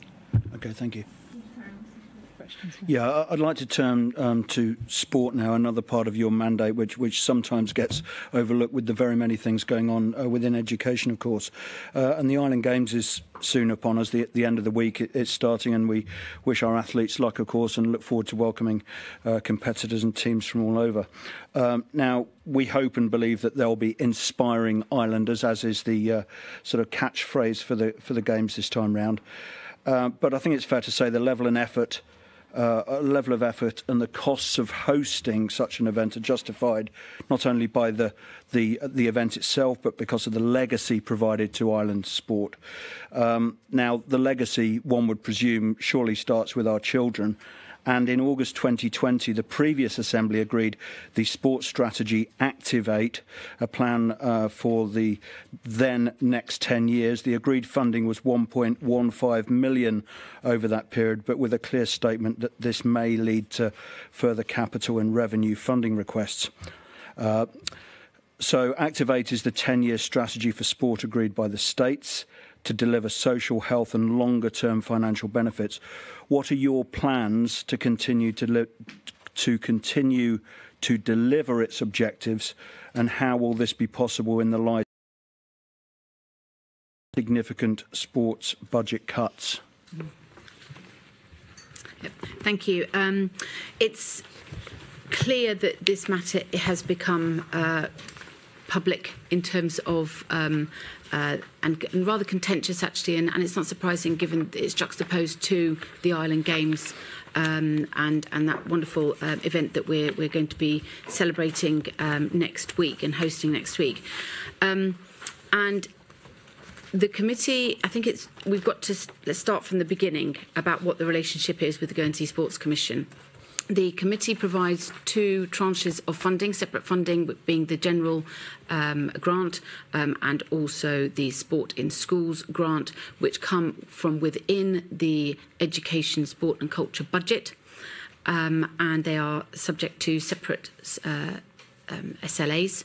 And the Active 8 strategy was a proposal that was brought by the previous ESC committee and president and was unanimously supported at the time in the States at the end of the last term.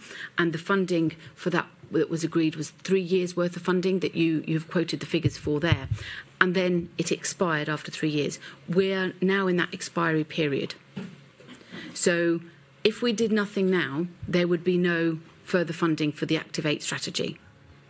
But the committee has decided by majority to approach the Policy and Resources Committee to release funding as part of the government work plan to the extent that it will be a funding level that is reduced from that agreed in the States for the 3-year period, but that also it would be subsumed into the committee budget so that we wouldn't have to be going to the States to ask for future funding to support the Active 8 plan for sports.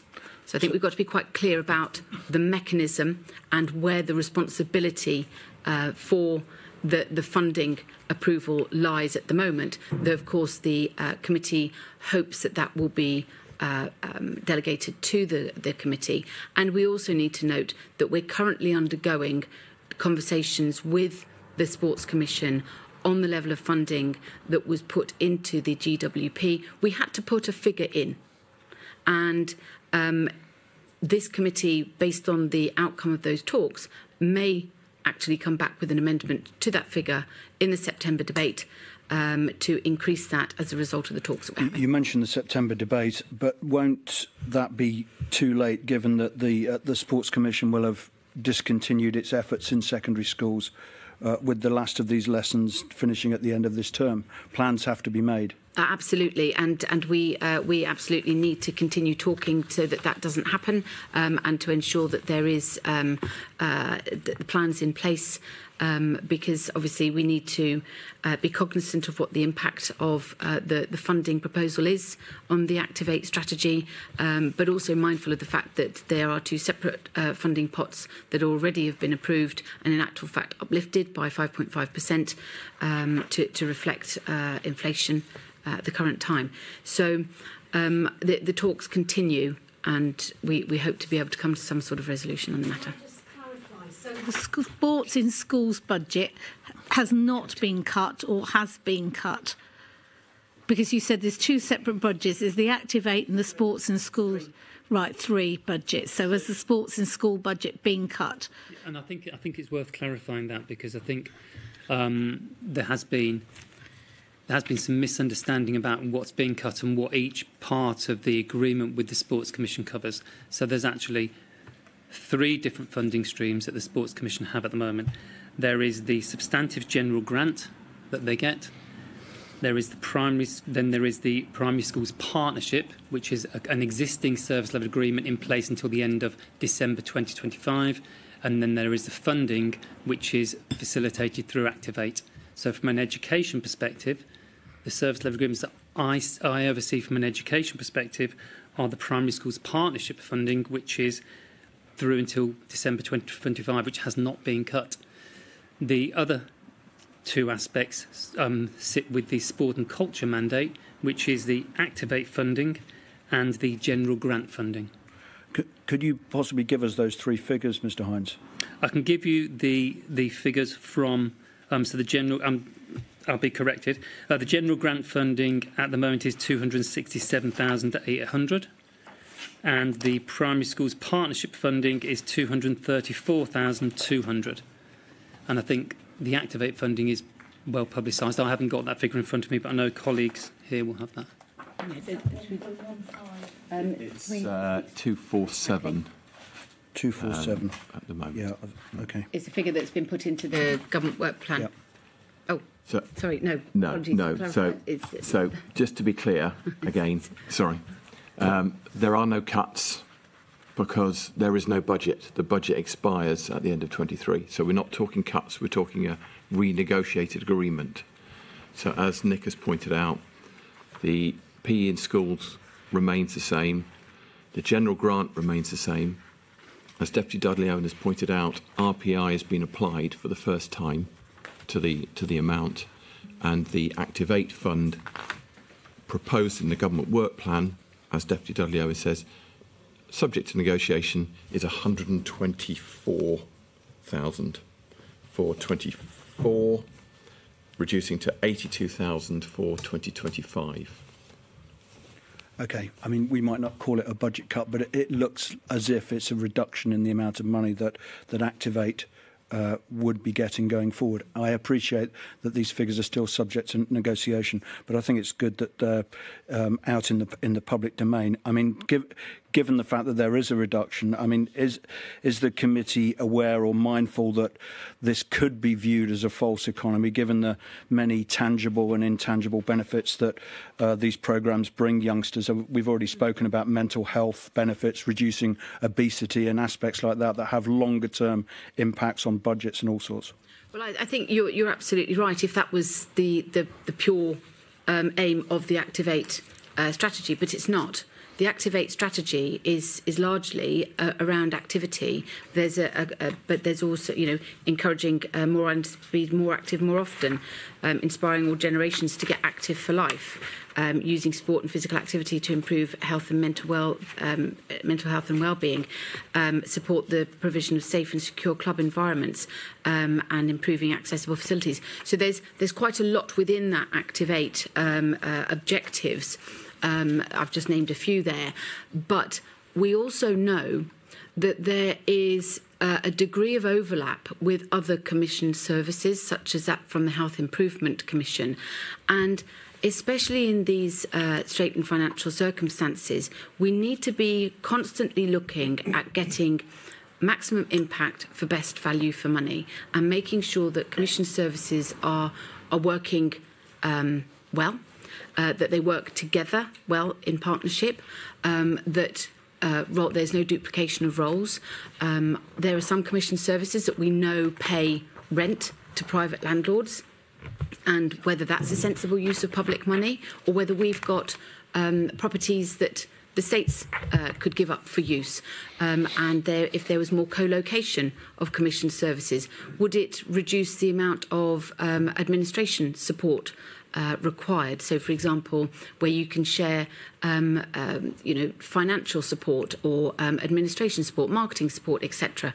There's a whole myriad of things which I know that Deputy Murray from Policy and Resources has been talking about recently to the Association of Guernsey Charities, because of course what we don't want to do is put additional burden on the third sector, but certainly where public funds are being used, what we must ensure is that there's an efficiency of delivery for maximum impact and so that it's effective. And so the proposal that's been put through by the committee actually picks up on comments that's been made around the working of all commissioned services, and being cognisant of the delivery of those commissioned services in the most impactful way. And I appreciate that your committee will continue to look at those areas, as indeed all committees are looking at. But just one final question on sport, if I may, because I am aware of the time. And the question is this: is it true that there are significant PE staff vacancies in the Island School at present? Sophie? We've got one vacancy. So there's no significant number of vacancies? No. Thank you. That's all from me on that. Thank you. I'd just like to pick up on teaching and vacancies. Similar question we asked when I was on the health here asking questions of health about agency workers. So how many agency teachers are currently working in our schools, and how does that compare with pre-COVID figures, say 2019? Mrs. Rothsedge to answer that question. She has her I'm just going to get fingers on the operational detail there. So our data's from May. That's the latest sort of pull of the data, and we had 45 agency teachers working across primary, special, and secondary. Okay. And that additional cost of agency teaching staff, does that include ancillary costs such as accommodation, travel costs, etc. And who actually would pay for that? Does that come out of the education budget, or does that come out of a P&R budget? So it doesn't cost us more to employ agency teachers. We've looked at that in detail. So they actually per hour cost less than our teachers, because obviously we're not paying for holidays, and we're not paying social security, pension contributions, so the day rate actually ends up working out less. We do pay for travel and accommodation, because obviously they're coming often at short notice. They only have a short-term employment permit, and that comes out of a delegated budget that used to sit with HR that now sits with education. Okay. And what's the usual length of time that the agency teachers are actually filling in, shall we say? It really depends on why they're here. So, for maternity, it could be dependent on how long the member of staff wants to take leave. If it's sickness, again, that varies depending on why a member of staff is off with a long-term or mid to long-term absence. And sometimes it's because someone has left partway through an academic year, and it's really hard to recruit that specialist teacher. So there isn't a sort of hard and fast rule. It's very dependent on each individual circumstance. Okay. And how many teacher vacancies have we got in primary and secondary sectors that we anticipate coming up in September? Because I think usually you recruit round about the June time, don't you? So, yeah, recruitment started in February, so we started really early. We've gone out using our normal advertising process through Times Educational Supplement, the States of Guernsey website, but we have also been engaging with some external partners to support the pool of candidates, recognising that last year in England 40,000 teachers left and they haven't filled the majority of teacher training places, so we needed to be ahead of the game in terms of making sure we're recruiting. And actually it has gone really, really well. In terms of our permanent vacancies for full-time roles, we've got one in primary for starting in September, but that, we are confident that will be filled by the end of term, and we have 5 currently in secondary with recruitment activities ongoing, interviews happening this week. So again, we anticipate those being filled. And when people are coming to the island, do you feel that we need to offer a more competitive package to attract people? If people are coming, are they finding the housing costs, for example, too expensive? So, obviously, teachers are, as with all States of Guernsey employees, are entitled to a relocation allowance of up to £5,000, and they can also claim rent allowance for the first 4 years of employment.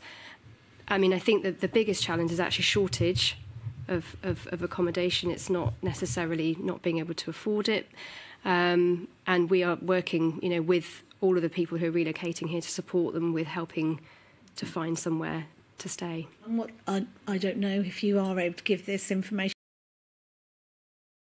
allowance. I think people would find that interesting. So it is available on the States of Guernsey website. I can't remember exactly what it is off the top of my head, so I don't want to... Is it the same package as all public sector employees? Yeah.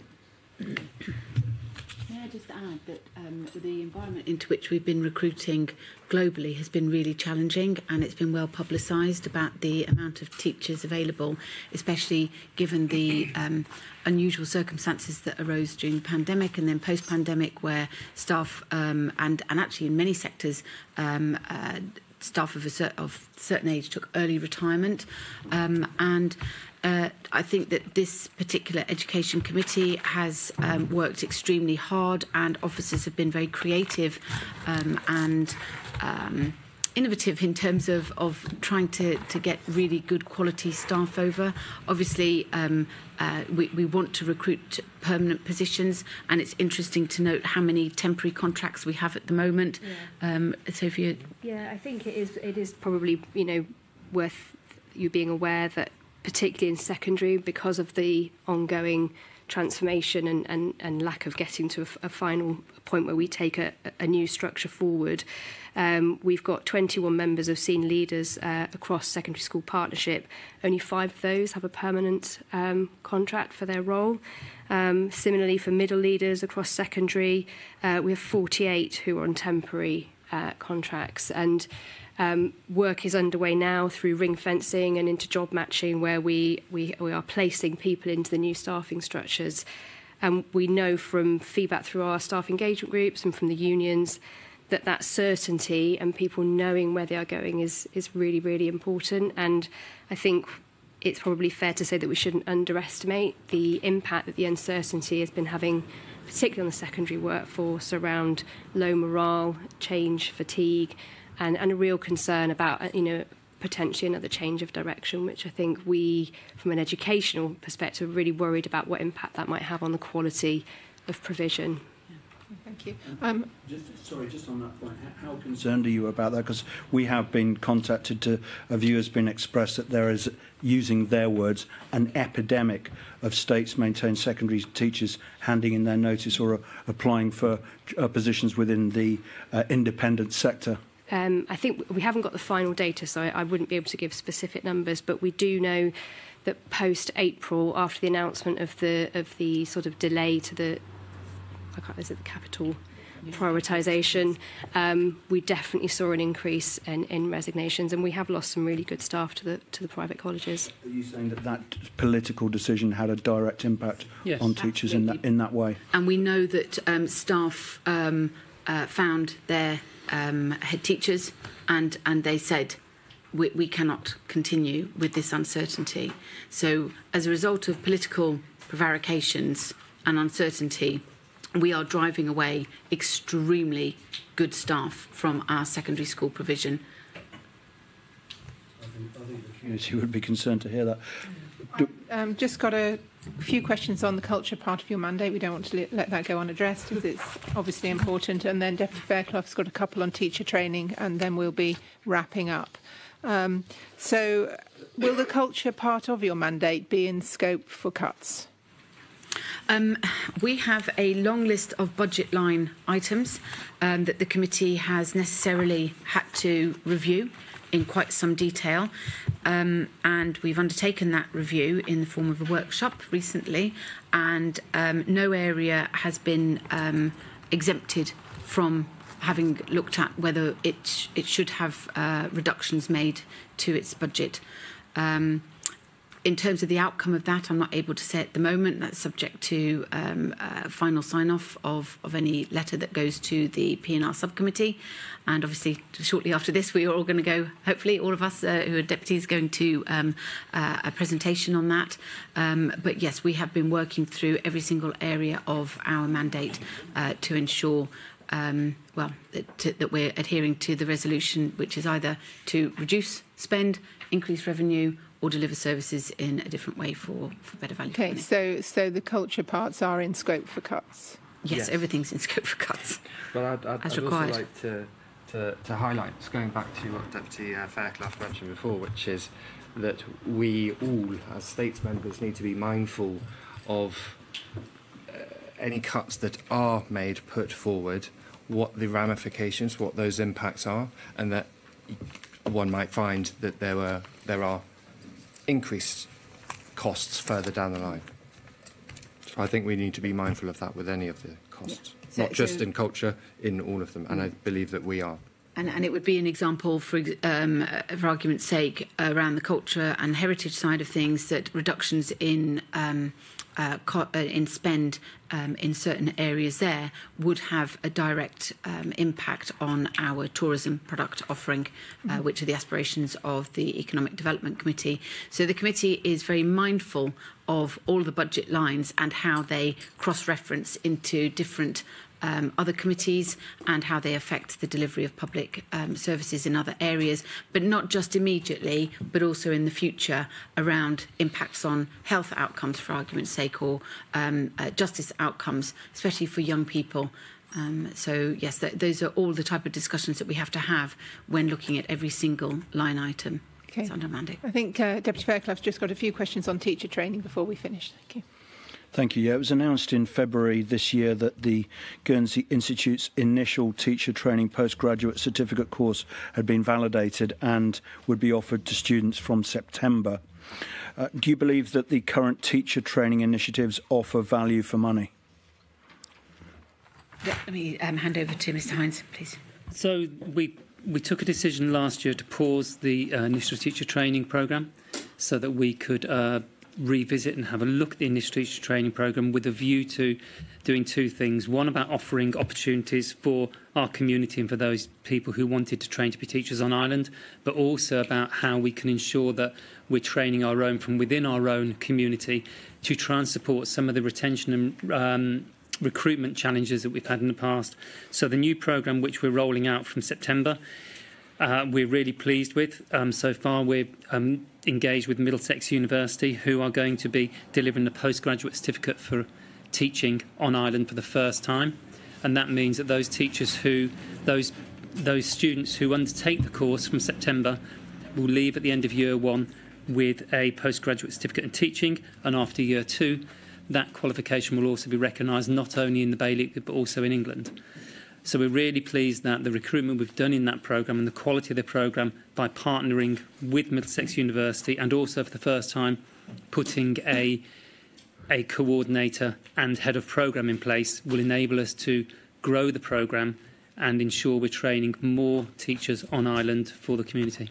And will candidates be guaranteed a full-time position in a Guernsey school if they successfully complete the programme? Yes. They will. And is there any provision in the contract to recoup any fees if trainee teachers leave within a set period? Yes.